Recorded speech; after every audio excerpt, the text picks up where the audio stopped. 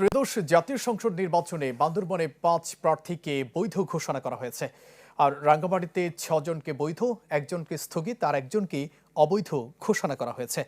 সকালে বান্দরবন জেলা প্রশাসকের সম্মেলন কক্ষে ৫ জন প্রার্থীর মনোনয়নপত্র যাচাই বাছাই শেষে বৈধ ঘোষণা করা হয়।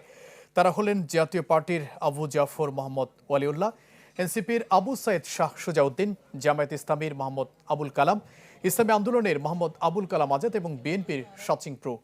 এদিকে রাঙ্গামাটিতে সকালে যাচাই বাছাই শেষে ৮ প্রার্থীর মধ্যে ৬ জনের মনোনয়নপত্র বৈধ ঘোষণা করা হয়।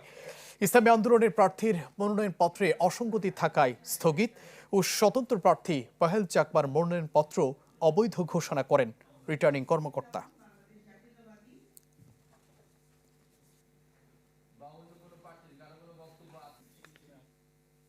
নতুন এবং ফিরে আসা গ্রাহকদের জন্য নগদে চলছে ক্যাশব্যাক সহ প্রতিদিন হাজারো উপহার জেতার সুযোগ। হবে আশা আর ফেরা, সারপ্রাইজ সেরা।